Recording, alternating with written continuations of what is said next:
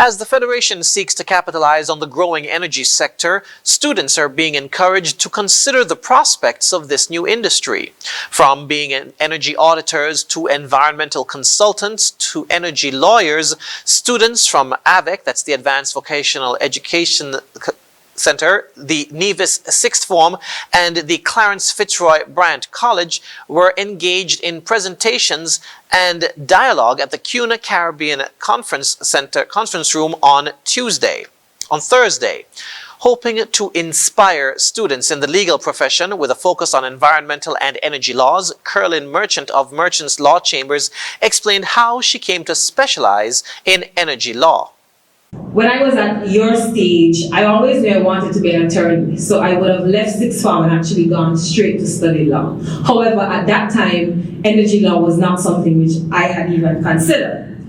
However, I would have returned from my studies and worked for a few years, and I worked at a law firm which worked on a wind farm project.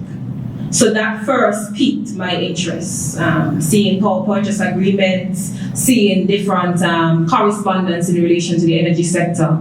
And then I was exposed to considerations in relation to what they call a waste to energy, which is where you convert garbage into energy.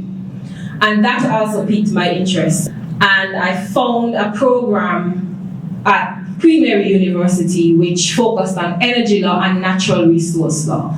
Now, I twinned the energy law with the natural resource law because as a small developing country, our natural resource is sometimes our greatest asset, and our focus is on renewable energy, which is based on natural resource. Treville Baker, Assistant ICT Manager at the St. Kitts Electricity Company Limited, spoke of the company's use of ICT in the day-to-day operations. Another system that we have, another technical system that we utilize at Skelec is called our SCADA system. Now, when I actually joined Skelec back in 2020, I was most excited about this system in particular. This is our live grid monitoring system.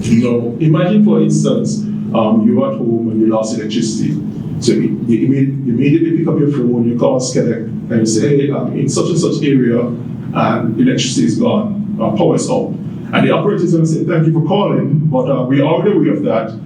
We already dispatched a technician. They're wondering, how is it that they already know that electricity left and just like 10 seconds ago? The reason for that, because we actually have this live grid monitoring system that alerts our operators instantaneously, immediately, as the power outage takes place. Meanwhile, Alfonso Ogaros, energy auditor and entrepreneur, spoke of his profession. So the energy auditor basically is going to be like a service provider or a consultant who the decision makers would reach out to say, look, I want to be able to understand what is happening to my energy and how can I explain the cost of my energy. And so in a lot of cases, energy auditors are entrepreneurs, they're self-employed. And so I am talking to you now as somebody who is self-employed.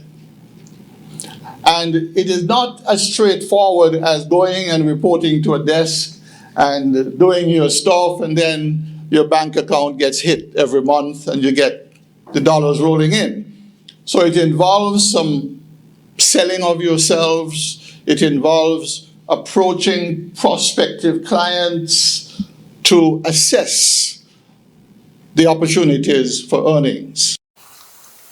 Environmentalist and consultant Mishak Alford reminded all to be mindful of the use of the environment and to maintain balance, and informed the students of more professions available in the sector. The Energy Fair has been described as an avenue to begin building capacity for the country's transition to a green economy.